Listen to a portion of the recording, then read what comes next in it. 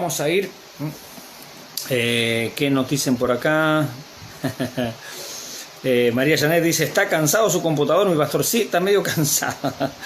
Qué gusto de verle, nos dice Cecilia, y escucharlo, pastor Mauricio. Ricas bendiciones, gracias. Pati nos dice, así mismo le pasa a muchos. Amén. Y bueno, llegamos a fin de año y esto es lo que pasa, ¿no?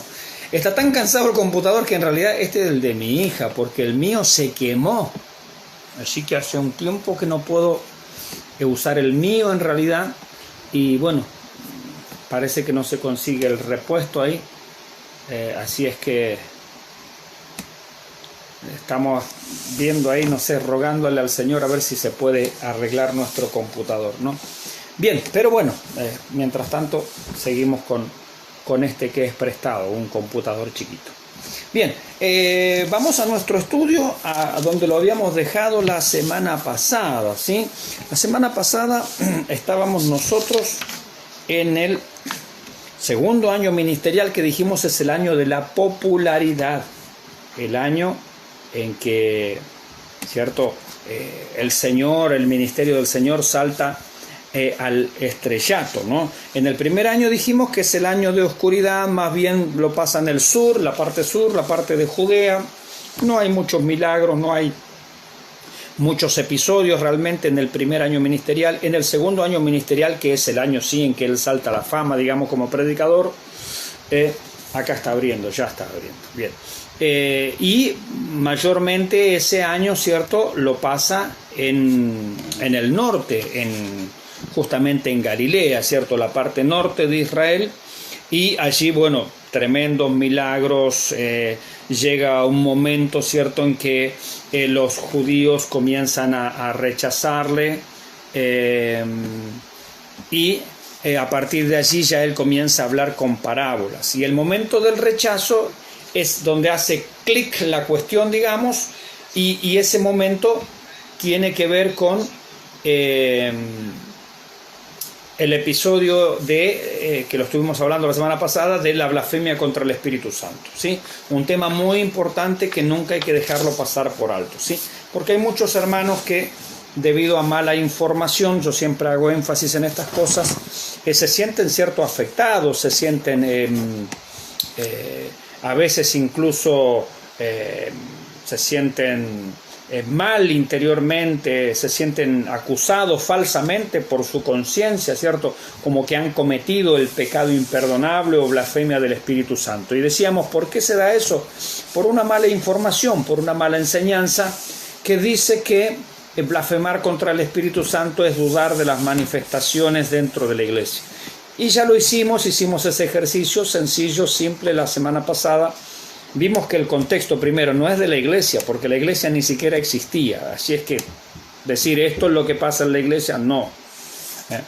Fue en un contexto donde todos eran incrédulos. Los que estaban por creer, los que estaban, digamos, atando cabos, ¿cierto? Y estaban llegando a la conclusión, este hombre tiene que ser el Mesías, no puede ser un simple rabino. Ellos estaban llegando a esa conclusión, obra del Espíritu Santo, porque ya dijimos, nadie puede llegar a la conclusión de que Jesucristo es el Señor, creerlo de todo corazón, si no es una obra del Espíritu Santo. No es simplemente una acción intelectual. No, los demonios creen y tiemblan. Eso es una acción intelectual. Ellos saben que Jesucristo es el Señor.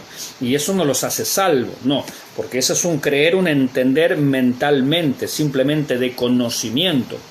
Cuando hablamos de la verdadera fe que lleva a la salvación, hablamos de una fe donde está el conocimiento, está el entendimiento, está la palabra del Señor que está siendo predicada y está también la voluntad humana. Está la voluntad humana.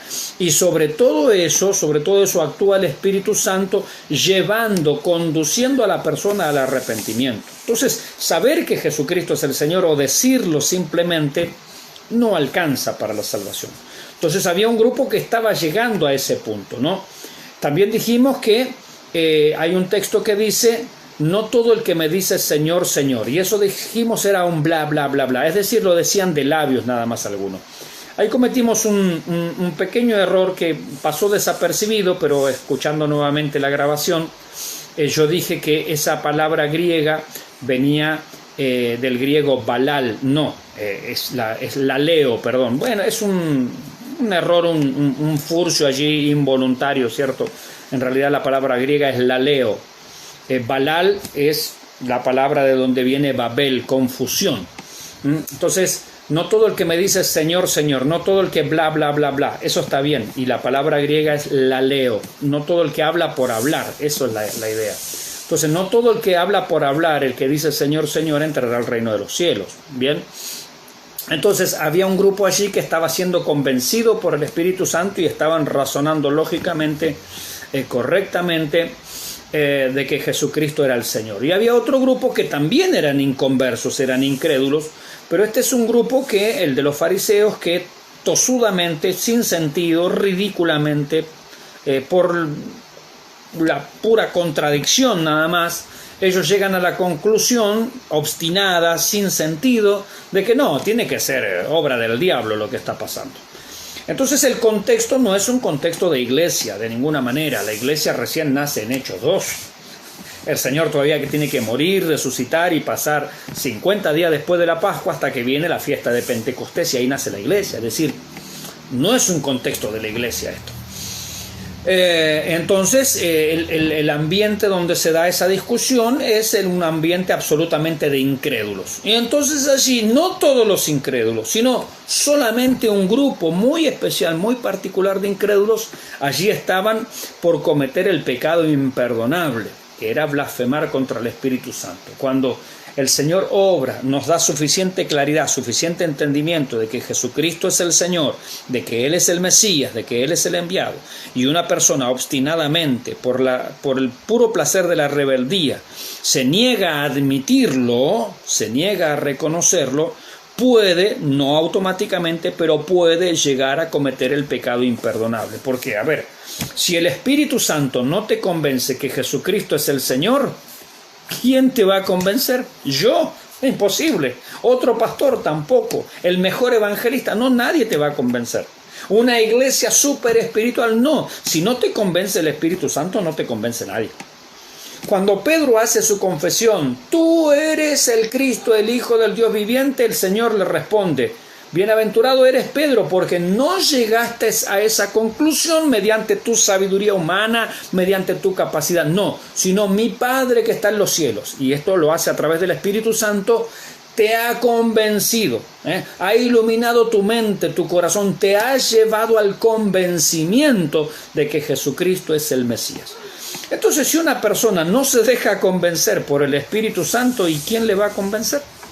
Como dice el Antiguo Testamento, ¿no? Si pecar el hombre contra el hombre, bueno, puede haber algún arreglo, pero si pecar el hombre contra Dios, ¿quién, como diría el Chapulín, ¿no? O los que invocaban al Chapulín, ¿quién podrá defenderte? Es decir, si rechazas la obra del Espíritu Santo que convence justamente al mundo de pecado, de justicia y de juicio, y esa persona se niega justamente a eso, bueno, si no, otra vez, si no te convence el Espíritu Santo, no te convence nadie. Por eso, Dios bendiga a Leticia, que también se suma con nosotros, por eso se hace un pecado imperdonable, ¿no?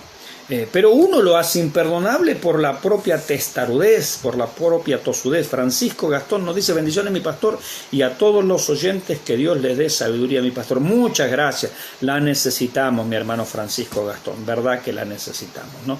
Si hay una oración que desde que entré al Evangelio Dios puso en mi corazón es pedirle sabiduría. Necesitamos la sabiduría divina. El conocimiento es importante, por supuesto, pero conocer no es necesariamente sabiduría, conocimiento no es sabiduría. Entonces necesitamos conocer, por supuesto, y necesitamos, esa es una tarea nuestra, ¿cierto? Leer, estudiar, eso es conocimiento, amén. Pero necesitamos la sabiduría divina, es decir, cómo aplicar ese conocimiento. ¿Cómo aplicar ese conocimiento? Como dice uno de los proverbios, ¿no? Cuando hay algún trabajo difícil, es decir, cuando el hierro se embota, es decir, cuando la hacha no tiene filo, hay que aplicar más fuerza para hacer la misma tarea. Eso es la falta de sabiduría. Afila, hombre, el hacha y con menos esfuerzo vas a lograr el mismo o mejores resultados, ¿no? Eso cuando aplicamos, por ejemplo, el conocimiento sin sabiduría. Tenemos que hacer más fuerza y más cosas humanamente pero si aplicáramos la sabiduría divina sería más sencillo. Claro, porque el hierro cuando se embota hay que aplicar más fuerza, ¿no?, para hacer el mismo trabajo. En el libro de Eclesiastés, si mal no recuerdo, no de Proverbios, sino de Eclesiastés, nos habla de eso. Bueno, y seguimos allí, ya comienza, ¿cierto?, una oposición bien manifiesta. Estamos en el segundo año ministerial, pasó el segundo año ministerial, entramos al tercer año ministerial, y es el año de oposición, y aquí vimos que es por toda la nación. Jorge Reyes nos dice: en este tiempo todo el mundo celebra el nacimiento de Jesús y muchos dicen no creer en Dios y en el Hijo del Hombre. Entonces, ¿de qué estamos hablando? Y bueno, son las contradicciones humanas, ¿cierto? ¿Sí? Somos contradicciones. Como dijo un joven, ¿no? Yo antes era indeciso y ahora no sé. Bueno, son las contradicciones humanas. Bien. En el tercer año ministerial, que es él recorre toda la nación, es el año de la oposición directamente abierta, ya tiene muchos encontronazos.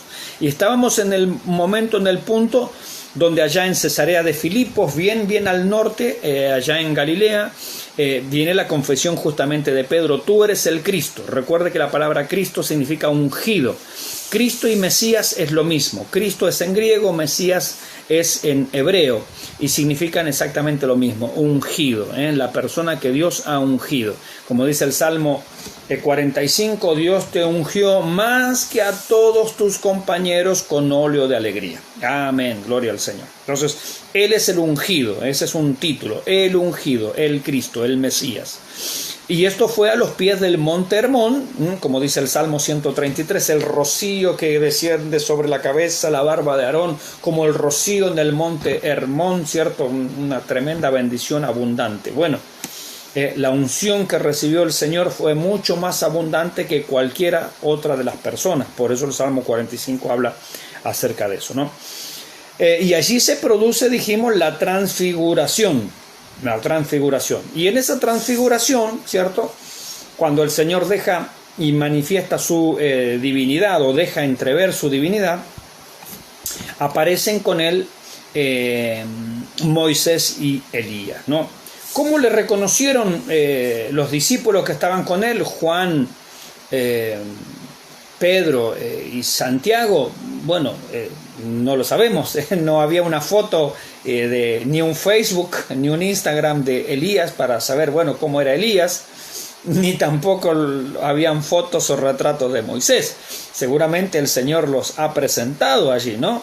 Y ellos entendieron que eran Moisés y que eran Elías, precisamente, claro, porque Moisés vivió 1400 años antes de este episodio, esa es la época de Moisés, y Elías vivió alrededor de unos 800 años antes de este episodio. Así que sin duda los discípulos no conocían cómo era el rostro de Elías, cómo era el rostro de Moisés, como tampoco nosotros.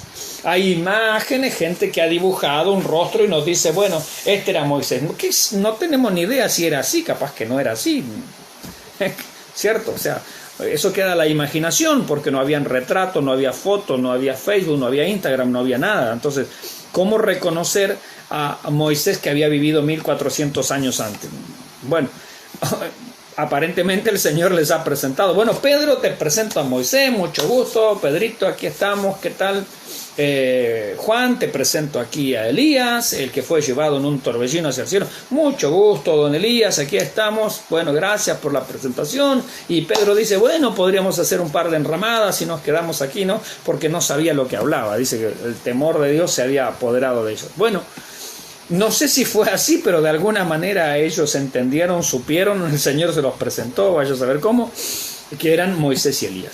Y dijimos que en el Apocalipsis, no en el capítulo 11 de Apocalipsis, espero que lo haya leído porque eso lo dejamos como tareita la semana pasada. Allí cuando se habla de los dos testigos, no se dice allí son Moisés y son Elías. No, eso no lo dice el texto. Pero por las características que nos da el capítulo 11 de Apocalipsis, que es materia que vamos a ver en el próximo capítulo, el capítulo 6, ahí nos toca escatología. Por las características que dan, bueno, tienen similitudes obvias y evidentes con Moisés y Elías.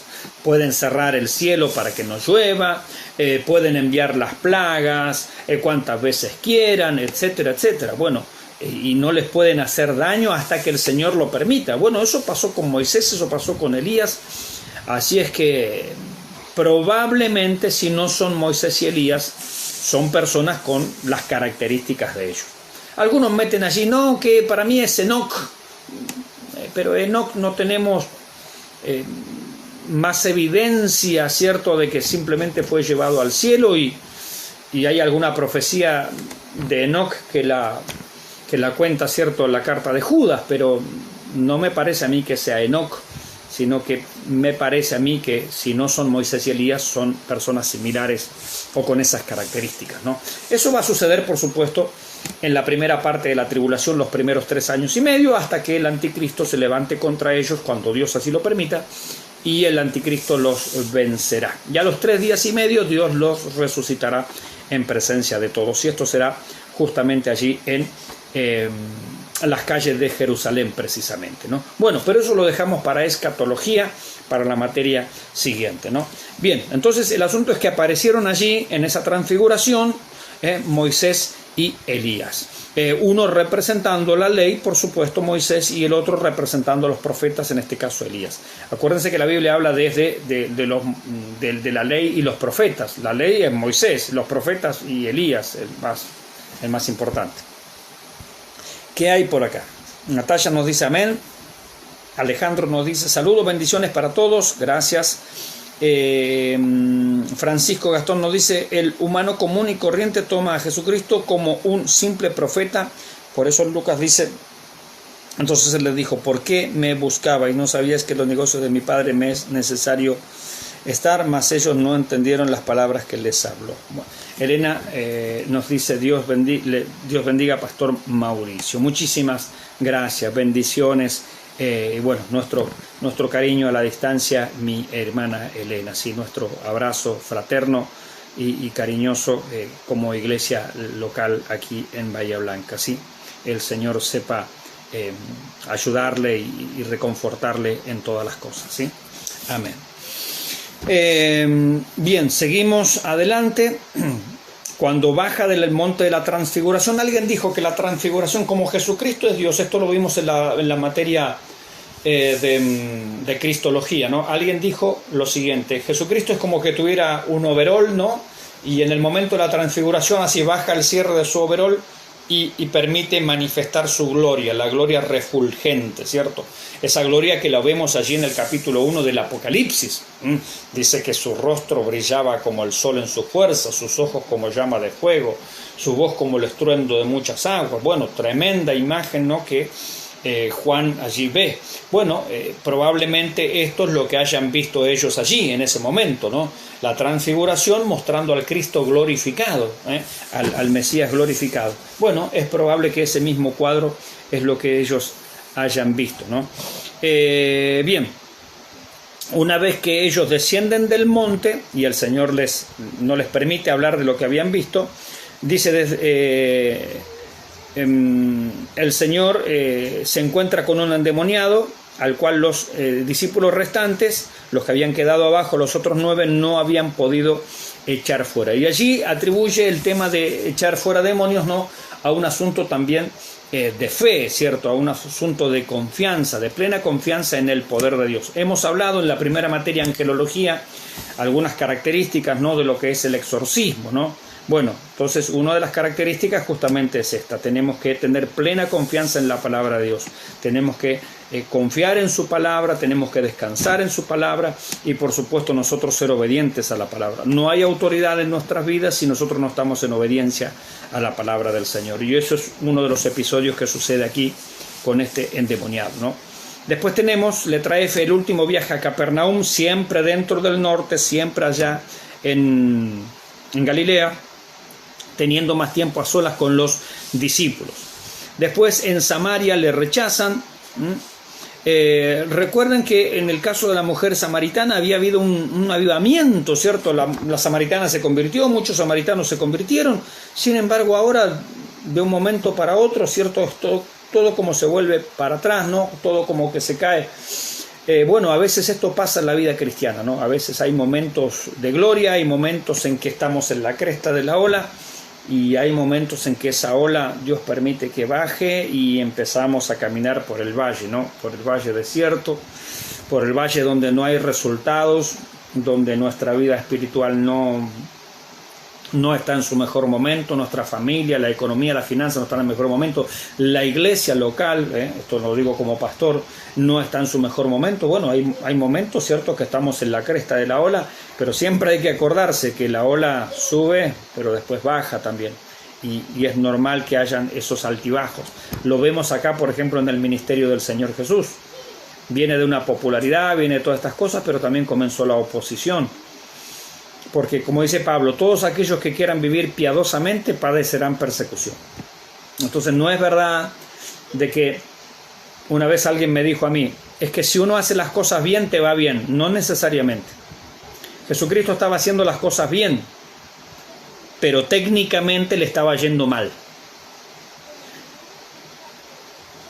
Noé, que la Biblia dice fue pregonero de justicia, estaba haciendo las cosas bien, fue un héroe de la fe. Sin embargo, técnicamente no estaba ganando a nadie. En la época de Elías también. Elías estaba haciendo las cosas bien. Y sin embargo, cuando el Señor le pregunte y lo encuentra ya al fondo de la cueva, dice, ¿qué pasa, Elías? ¿Qué es lo que tiene? Dice, tus altares han derribado, dice, se han vuelto a los ídolos, solo yo he quedado. Entonces, aunque Elías estaba haciendo las cosas bien, no necesariamente le estaba yendo bien. Y eso a veces son las paradojas del cristianismo, ¿no? De los hombres y de las mujeres de Dios. Lo mismo de Job. En el capítulo 1 nos establece claramente que Job era un hombre íntegro. Y delante de Dios no había otro hombre con esa integridad. Eso lo dice. Y gloria a Dios que está el capítulo 1. Si no, no entenderíamos nada. Pobre hombre. O llegaríamos a la misma conclusión, ¿no?, que llegaron sus tres amigos, ¿no? Tienes que haber cometido algún pecado, porque si te va mal es porque hay pecado. Hermanos, no necesariamente. Uno puede estar haciendo las cosas bien, puede estar orando, puede estar ayunando, puede tener una vida centrada en la palabra de Dios y te puede estar yendo como la mona. Hay un montón de ejemplos. Podríamos citar más ejemplos. Podríamos citar el caso de Jeremías también. Un hombre que en su generación no ganó a nadie. Y un tremendo profeta de Dios, ¿no? Así es que hacer las cosas bien no necesariamente implica que te va a ir bien. Hay momentos en que, aunque uno haga las cosas bien, la cresta de la ola se pasó y ahora estamos allá abajo caminando, ¿no?, por el valle desértico. Aunque ande en valle de sombra de muerte, bueno, no temeré mal alguno porque tú estarás conmigo. Hay momentos, ¿cierto?, en que no hallamos respuesta, ¿no? Las cosas malas también suceden a los hombres y a las mujeres de Dios. No es de extrañarse, pero ahí, mis hermanos, se prueba la fe. Fíjese, como le digo yo, una vez alguien, lo vuelvo a reiterar, no me dijo, es que si haces las cosas bien te va bien. No, en el evangelio de prosperidad enseñan eso, pero eso es un evangelio falso. Porque aquí vemos que al Señor, aunque hacía las cosas bien, no le estaba yendo bien. Pablo, aunque había hecho las cosas bien, no siempre le fue bien. Lo apedrearon, lo dieron por muerto, lo arrastraron, lo expulsaron, sufrió naufragio, lo picó una serpiente súper venenosa que los nativos pensaron, este hombre tiene que haber hecho algo malo. Se salva de un naufragio, baja a tierra y esa víbora mortal lo pica. Bueno, cosas malas también suceden a los hijos de Dios, pero allí es probada nuestra fe. Nuestra fe tiene que ser probada, mis hermanos, ¿sí? Tiene que ser probada. Y allí está, cierto, realmente en qué nosotros confiamos. Porque es fácil decir, no, yo estoy confiando en Dios cuando todo más o menos está bien. Pero cuando viene el problema, cuando viene la dificultad, la enfermedad, la dolencia, y no hay respuesta muchas veces a nuestras oraciones. Juan el Bautista, otro hombre más. ¿Llevaba una vida buena, íntegra o no Juan el Bautista? Excelente, el Señor Jesucristo dio testimonio de él. Sin embargo, ahora estaba en la cárcel y terminó siendo decapitado. Entonces, hermanos, eso de que si haces las cosas bien, te va a ir bien, no no necesariamente es así. No necesariamente es así. ¿Qué nos dice aquí Francisco Gastón? Hay que guardar en el tiempo de las vacas gordas, amén, espiritualmente, ¿no? Porque luego vienen las pruebas, las vacas flacas. Sí, tal cual se aplica tranquilamente, ¿no? Bien. Entonces, este es tiempo de fortalecernos en la fe, porque van a venir momentos críticos y difíciles para nuestras vidas, sin duda que van a venir. Aunque usted no lo quiera, aunque yo no los quiera, son necesarios, ¿eh? Allí se prueba la fe. En Samaria entonces le rechazan, había habido un avivamiento y resulta que ahora de golpe y porrazo la gente se le va. La gente se va, no le gusta el mensaje, no le gusta la predicación, no me gusta cómo predica el pastor Mauricio, no, a mí no, porque... Bueno, por la razón que sea, pero la gente muchas veces se va, se apartan, se alejan. Acá no era un problema del que enseñaba, acá estaba enseñando el mejor maestro que ha existido. El mejor de todos, no Mauricio Pérez, no, por favor. Acá estaba el mejor de todos y sin embargo la gente no le gustó el mensaje. Cuando Pablo predica dice, vendrá tiempo en que muchos tendrán comezón de oír nada más y abandonarán la sana doctrina, la sana enseñanza y se volverán a las fábulas. Bueno, esas cosas pasan. Por eso no hay que ser exitista. El éxito está, mis hermanos, en hacer la voluntad de Dios, más allá de los resultados humanos.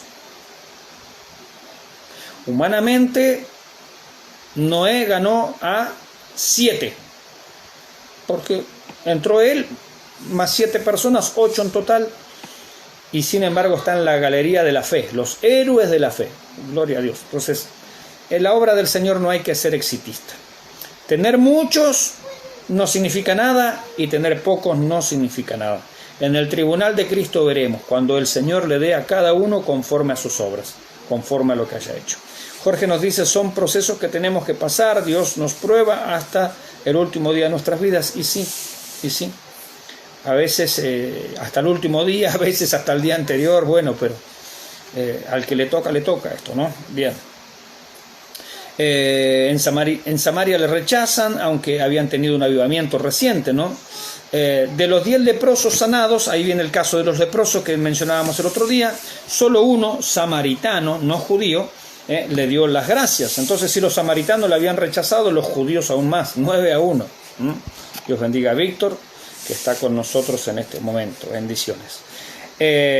Luego de esta situación de los 10 leprosos sanados, tenemos la visita a sus amigos Lázaro, María y Marta en Betania. Betania está muy cerca de Jerusalén, muy cerca. Se dice que a unos 35 kilómetros más o menos. Es decir que no es un lugar lejano, tal vez más cerca incluso. No recuerdo ahora de memoria exactamente la distancia, pero es un lugar muy cercano, Betania. Muy cercano. Yo creo que menos de 35. Creo que estoy exagerando la distancia. Creo que es menos todavía. Bueno, entonces él visita, esto es cerca de Jerusalén, en realidad, la aldea de Betania. En Juan capítulo 7 al versículo 10 nos dan la enseñanza que él dio en la fiesta de los tabernáculos celebrada en Jerusalén a pesar de la gran oposición. La fiesta de los tabernáculos es la última fiesta de las 7 que ordenó el Señor. Es decir, en el Antiguo Testamento había un calendario de fiestas anual, ¿cierto? La última fiesta del año, a ver, es como para nosotros, no sé, la última fiesta del año es Año Nuevo, ¿cierto? No hay más, después de Año Nuevo no hay más. Bueno, la última fiesta del calendario, digamos, anual, el calendario ceremonial, el calendario religioso, ¿no? Es justamente la fiesta de los tabernáculos. Y es cuando los judíos juntan ramas, ¿cierto? Hacen cabañitas, recordando, ¿cierto?, la salida de Egipto y de que ellos tuvieron que peregrinar en el desierto durante 40 años y vivieron justamente en carpas, ¿cierto?, en chocitas, en enramadas, nos recuerda eso. Y también la fiesta esta de los tabernáculos, la última fiesta del año, es la fiesta que nos recuerda el reino milenial, porque esta fiesta de los tabernáculos durante el reino milenial se va a volver a celebrar. Las fiestas judaicas, las 7 fiestas instituidas por el Señor, son cuadros proféticos de la historia de la humanidad. Cuadros proféticos de la historia de la humanidad. vamos a repasarlas simplemente así. La primera fiesta de las que instituyó el Señor están todas en Levítico 23, ahí están mencionadas. La primera fiesta es la fiesta de... pero, Señor amado, se me olvidó ahora. La fiesta de la Pascua, ¿cierto? La fiesta de la Pascua, la fiesta de la... Sí, de la Pascua, efectivamente, la fiesta de la Pascua. Que está dentro de la semana de los panes sin levadura. Ahí está, no me salía el primer nombre. Tenemos la fiesta de los panes sin levadura, es la primera fiesta. La segunda fiesta es la fiesta de la Pascua. Los panes sin levadura, ¿cierto? Prefiguran la persona de Jesucristo, ¿no? Tenemos después la fiesta justamente de la Pascua, que nos prefigura el sacrificio de Jesucristo. Tenemos la fiesta de las primicias, donde se ofrecían las gavillas, ¿no? Y eso coincidía con el domingo que nosotros llamamos Domingo de Resurrección. Ahí tenemos las tres primeras fiestas: la fiesta de los panes sin levadura, la fiesta de la Pascua, la fiesta de las primicias, que es el domingo de resurrección. Por eso Pablo dice: Jesucristo ha resucitado, primicias de los que durmieron deshecho. Después la cuarta fiesta es la fiesta del Pentecostés, donde se ofrecía la segunda cosecha, que es la cosecha del trigo, y allí eran pan con levadura. Por eso justamente en Pentecostés nace la iglesia, porque la iglesia es pan leudado. La fiesta de los panes sin levadura es Jesucristo. Jesucristo, el pan no leudado, pan de cebada. Luego viene Pascua, que es el sacrificio del Cordero. Jesucristo. Tercero, el día domingo, la fiesta de las primicias, la resurrección de Cristo, cuando la primera gavilla, ¿cierto?, es seleccionada en representación de todas las demás gavillas. Así como Cristo fue levantado y fue alzado, también nosotros, el resto de la cosecha, seremos levantados y alzados. La cuarta, ahora sí, la cuarta fiesta es la fiesta de el Pentecostés, y allí era pan leudado, porque era trigo, pan leudado. Por eso la iglesia somos pecadores, ¿cierto?, que ahora hemos sido consagrados al Señor. Por eso es apropiada la fiesta de Pentecostés para el nacimiento de la iglesia. ¿Qué estamos esperando ahora en el cuadro profético? Porque si ya Cristo fue presentado, Cristo fue ejecutado, Cristo fue resucitado, la iglesia nació, ahí vamos en la cuarta fiesta. La quinta fiesta es la que estamos esperando ahora en el cuadro profético, que es el rapto de la iglesia, que es justamente el día que nadie sabe, la hora que nadie conoce, que es la fiesta de las trompetas. Es decir, que proféticamente, esto lo vamos a hablar en escatología, proféticamente lo que estamos esperando ahora es a la final trompeta. ¿Qué es la final trompeta?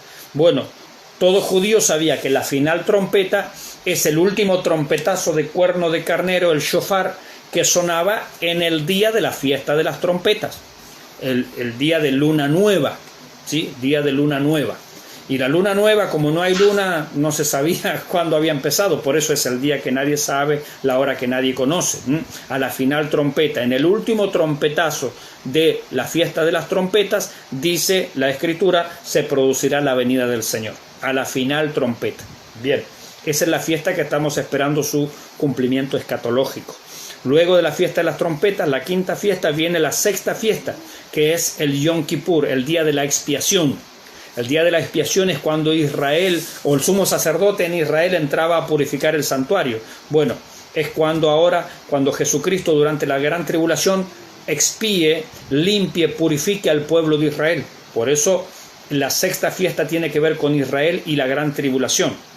Y la séptima y última fiesta anual es esta que estamos mencionando aquí, la fiesta de los tabernáculos, cuando ya su pueblo ha pasado por todas estas cosas y ahora se hacen cabañitas, se hacen enramadas, los judíos vienen a vivir allí, la iglesia también en el reino milenial va a vivir también de esa manera, y el Señor Jesucristo va también a poner su tabernáculo. Por eso en Juan 1.1 dice: y aquel verbo se hizo tabernáculo. Aquel verbo se hizo carne y habitó entre nosotros. Así como en el Antiguo Testamento el tabernáculo estaba en el medio de todas las tiendas, en medio de todas las carpas, Así también en el reino milenial Jesucristo descenderá y estará con nosotros, con capital en Jerusalén, y todos nosotros alrededor de él viviendo. Y dicen, está escrito en las profecías del Antiguo Testamento, que de año en año subiremos a Jerusalén a celebrar la fiesta de los tabernáculos. Eso no se ha cumplido, no se está cumpliendo.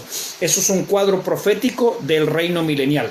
Entonces, la fiesta de los tabernáculos que vemos aquí es un cuadro profético de el reino milenial, cuando de todas las naciones suban a Jerusalén a adorar al rey. Y dice uno de los profetas que la nación que no suba en esa fiesta a adorar al rey, Dios no enviará lluvia ni bendición sobre esa tierra. ¡Wow! Tremendo, tremendo, tremendo. Me estoy volviendo loco, Es maravilloso estudiar, mis hermanos, las fiestas que Dios instituyó en el Antiguo Testamento, porque es un cuadro de la historia, de cómo avanza la historia, los cuadros proféticos de lo que estamos esperando, mis hermanos. Maravilloso. No se pierda el próximo capítulo, capítulo 6, escatología. Allí vamos a tener mucha tela para cortar. Bien, volviendo aquí al tema Juan capítulo 7 al capítulo 10 nos dan la enseñanza de que él dio la fiesta de los tabernáculos. Celebrada en Jerusalén a pesar de la gran oposición. También allí un ciego es sanado en el estanque de Siloé. Un ciego. También otro milagro tremendo allí, ¿no? Porque el Antiguo Testamento decía que solo Jehová, solo Dios puede sanar a los ciegos, dar vista al ciego. Entonces era un cuadro justamente más explícito, ¿cierto?, de que Jesucristo era el Mesías. Él sale de Jerusalén y se va a la región de Perea, otra vez enfrente, cruzando el Jordán. A la altura de Jerusalén cruza el Jordán, que está a la margen derecha, está la región de Perea. Un poco más arriba está Decápolis. Acuérdense que ya nombramos Decápolis, ¿sí? Pero eso está un poquito más arriba. Perea es justamente a la altura de Jerusalén, cruza el río Jordán, del otro lado esa es la región de Perea. Dios bendiga a Víctor, que está con nosotros también. Creo que ya lo saludé, ¿no? Bien. A ver qué hay acá. Sandra nos dice, muchas bendiciones, pastor, para su amada e hijos, abrazo. Bueno, muchísimas gracias, mi querida hermana. Al este del Jordán, desde Betábara, ¿no?, fueron enviados los 70 de dos en dos. Bueno, allí también tenemos la segunda obra misionera. Acuérdense que la primera obra misionera fue exclusivamente para judíos, ¿no? Exclusivamente para judíos. Cuando él envía 70, son los 12 más otro grupo, ¿cierto? Ya tienen otra clase de instrucciones un poquito más amplias. Usted las puede ir mirando, las puede ir viendo, ¿no?, las pequeñas diferencias que hay. Entonces fueron enviados los 70 de dos en dos. Recorren las regiones de Perea, del otro lado del Jordán, regresan con gozo. Y allí se produce, ¿no?, en Betania, la resurrección de Lázaro, que fue tan impactante en el pueblo que a partir de ella los judíos acordaron darle muerte. Sucedió en Betania, obviamente. Se creía por entonces que al tercer día el espíritu abandonaba el cuerpo, por lo cual, al llegar el cuarto día de su muerte, implicaba ninguna posibilidad de milagro. Bueno, esto era una creencia, ¿cierto? Una creencia. Los judíos creían que el espíritu de la persona, cuando uno moría, se quedaba por 3 días allí, alrededor del cuerpo. Entonces, cuando ya llegaba el cuarto día, no había ninguna posibilidad. Ya el espíritu se había ido, ¿cierto? No había posibilidad de resurrección. Sin embargo, el Señor espera a propósito al cuarto día para desmistificar todo esto, ¿no?, y manifestar que Él es la resurrección de la vida. No importa cuánto tiempo lleve un creyente fallecido, si 3 días, 4 días, 5 años, 2 milenios, no importa. Los que murieron en Cristo serán resucitados, dice la palabra del Señor. No importa cuánto tiempo. Estos días me hicieron una pregunta acerca de la cremación. Me preguntaron, pastor, ¿se puede cremar un cuerpo, sí o no? A ver, si usted quiere cremar el cuerpo de alguien, espero que esté fallecido, no antes.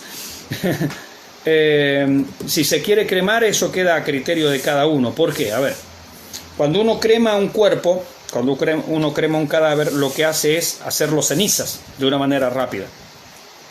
Ahora, si no cremáramos el cuerpo, ¿qué va a pasar? Y con mucho más tiempo va a pasar lo mismo, es decir, se va a volver ceniza. Es decir, que de todos modos, lo creme o no lo creme, se va a volver ceniza. La única diferencia es el tiempo nada más. Entonces la cremación lo único que hace es acelerar el proceso de hacerse ceniza del cuerpo, pero nada más que eso.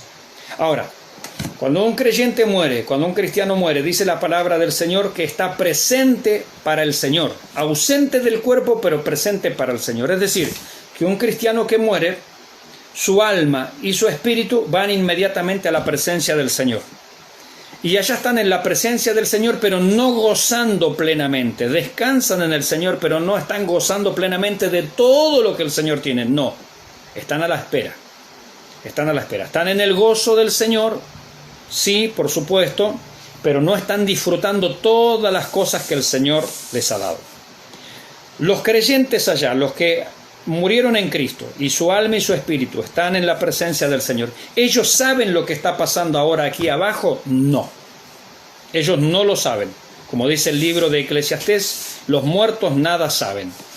¿Se refiere a esto a que ellos no tienen conciencia o no tienen memoria? No. Ellos tienen conciencia y ellos tienen memoria, pero Dios no les permite informarse de lo que está pasando aquí abajo. Digo esto porque hay mucha gente que dice, bueno, ahora fulano de tal que está en la presencia del Señor, o a la gente a veces dice, no, fulano de tal se murió, ¿cierto? Y desde una estrella Él nos está guiando. No, eso no sucede.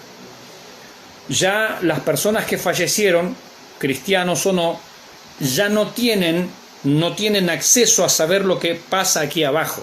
Aunque ellos tienen conciencia, saben dónde están, saben por qué están allí.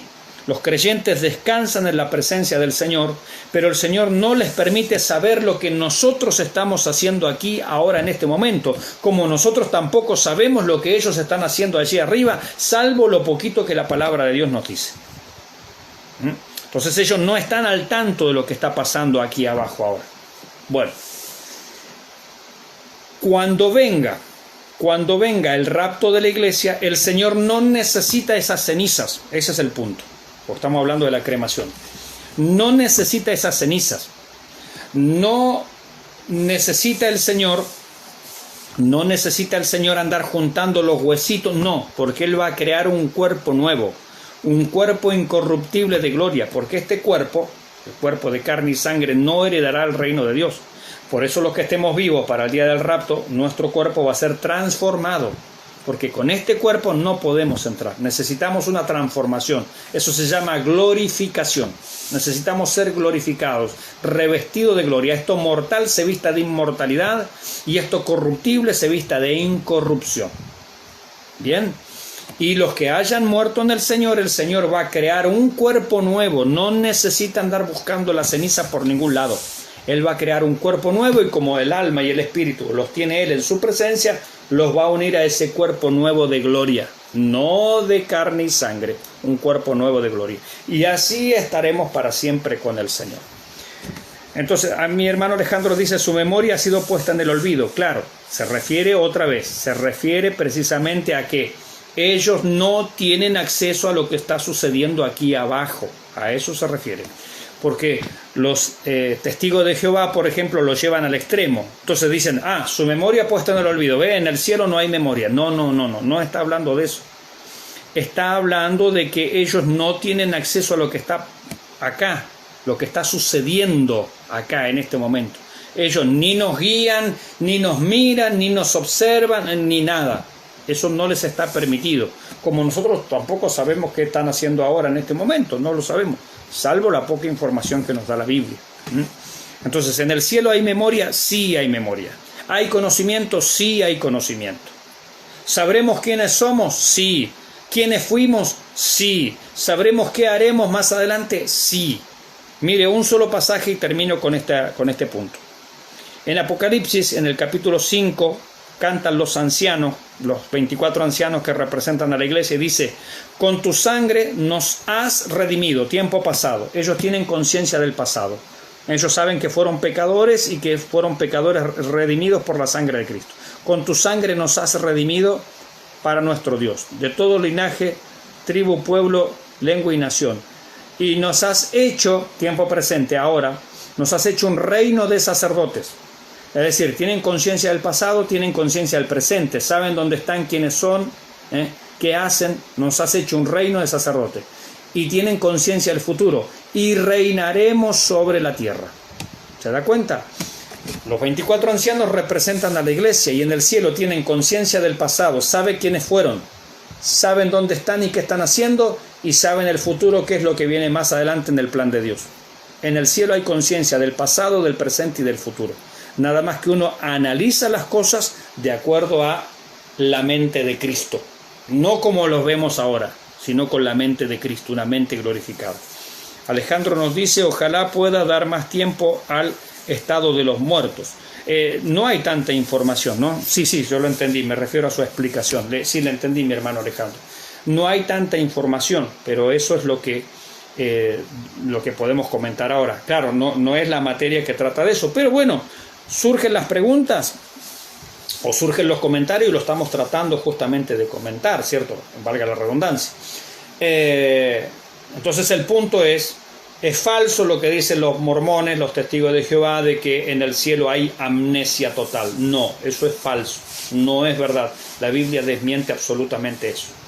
Lo que la Biblia sí nos deja ver es que ellos no tienen relación o no saben lo que está sucediendo aquí ahora en este momento. No, eso no. Dios no se los permite ver ni saber.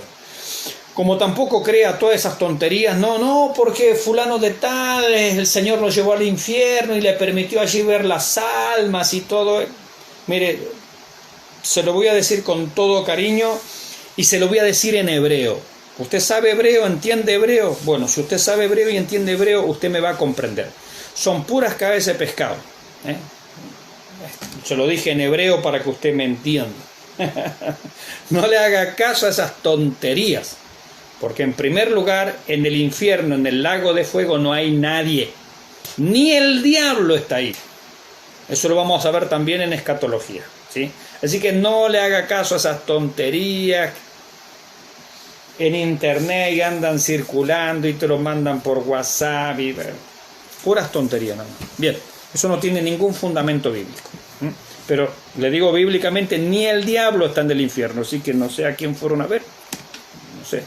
Estarán leyendo mucho el libro de Mormón, pero en la Biblia no está eso. Bien, seguimos.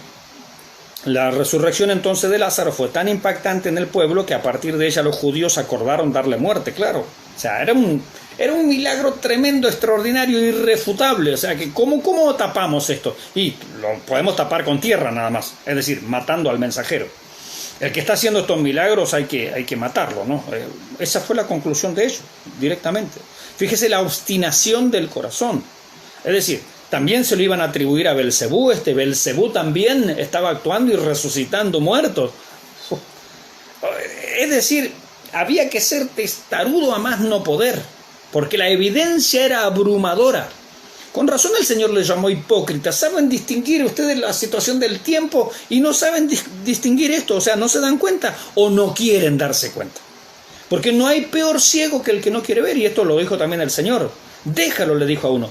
Son ciegos, guías de ciegos. Y si un ciego guiara a otro ciego, ambos caerán en el hoyo. Eso eran los fariseos. Es decir, personas que ya era ridícula la posición, ya era ridícula la postura. No tenía ningún sentido. Después tiene un retiro a solas con sus discípulos por unas semanas en Efraín. Esto está cerca de Samaria, es al norte de Jerusalén. Regreso a Perea, la región del otro lado del Jordán. Pocos milagros, pero mucha enseñanza. Ya acá hay menos milagros, pero más enseñanza, más instrucción bíblica, más enseñanza bíblica.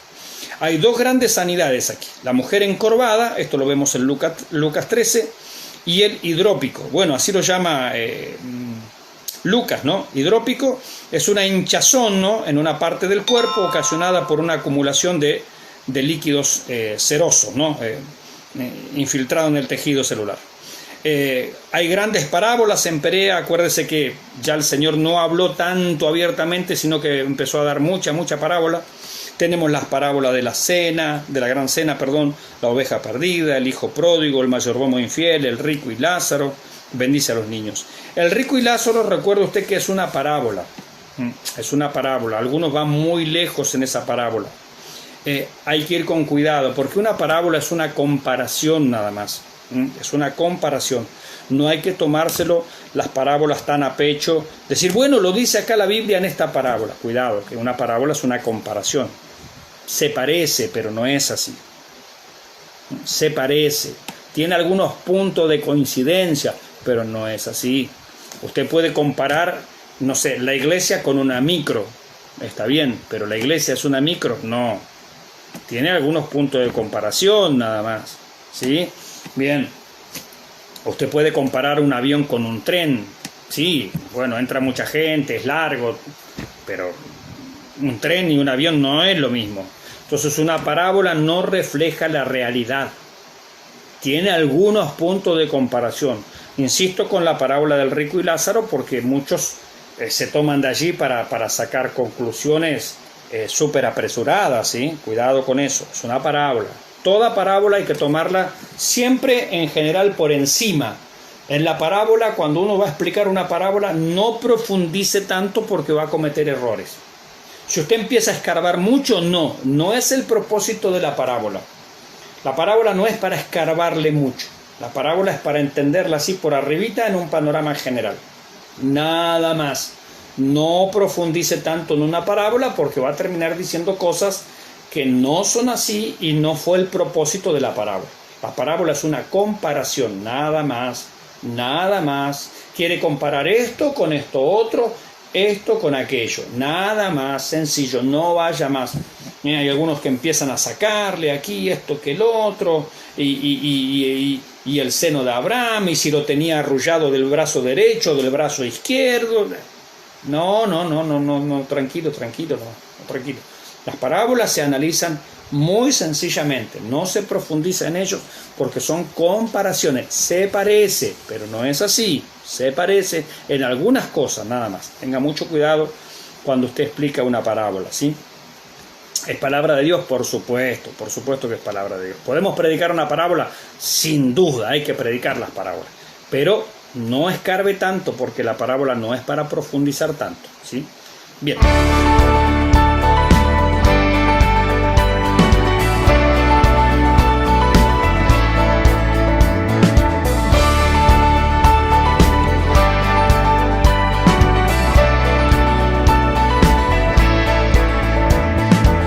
Si nuestro canal ha sido de bendición para tu vida y sentís el anhelo de poder colaborar, te dejaremos estas cuentas para que puedas ayudarnos a seguir creciendo.